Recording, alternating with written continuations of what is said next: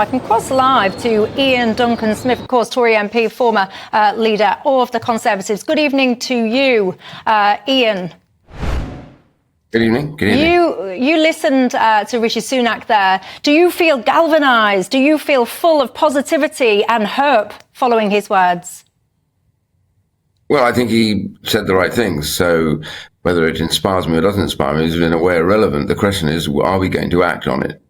And the reality we've seen on our streets every single Saturday and in other cities as well, apart from London, we've seen really quite intimidating marches. A lot of people feel very intimidated. I'm talking to a lot of Jewish people who are frightened now. There'll be a lot of chants taking place. I had a comment with somebody who'd been chanting away from the river to the sea, and I asked them, what do they think river to the sea means? And they said, it's about, restoring Palestinian peace. I said, it's not. Hezbollah and Hamas came up with this comment. It means clearing the Jews out of Palestine. So, a lot of people don't quite know what they're actually doing, but it's very hateful. And these sort of things damage people's lives. They worry them. And here in the UK, people shouldn't live like that in fear. And that's what he was saying. We need now to take action where this is necessary to stop this sort of process. Of course, peaceful marches, fine. It's people's political right. It's part of the freedoms, but not in an attempt, too often it seems, to intimidate others and to impose themselves on them. And George Galloway is a product of what's been going on over the last, well, not just the last few weeks, for some time now. Radicalism has, literally taken root here in the UK, which is very sad. I mean, we're seeing a situation now, aren't we? We've already had the MP, Mike Freer. I'll be speaking to him a little bit later on in the programme. He's saying that he's not going to run again because of these threats. I remember you yourself, I think back in 2019, some of the experiences that you had were really unpleasant, graffiti at the offices, social media abuse, and I'm sure my memory serves me correctly as well, and I think I've even got an image, and I apologise if anyone's squeamish, but I think you yourself was sent like a decomposing rat at some point during your campaign. I mean, how do you guys deal with this kind of stuff?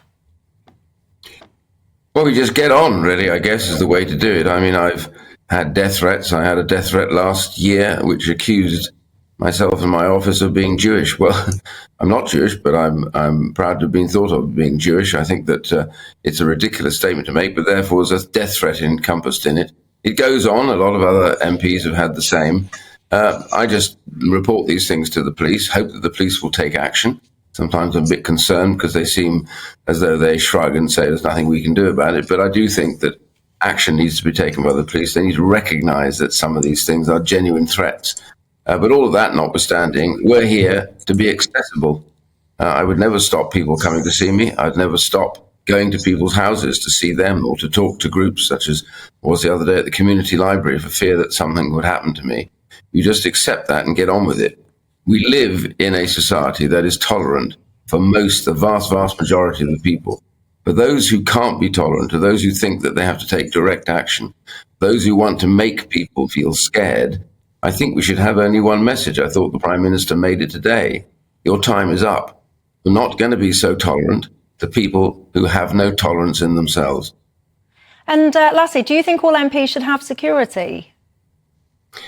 When I was leader, turned down security because I didn't really want it encumbering me, charging around. I didn't have security when I was a Secretary of State, and I've always sort of been very uneasy about MPs having security between them and the members of the public. So it's up to individuals, I think. It's up to what Parliament decides.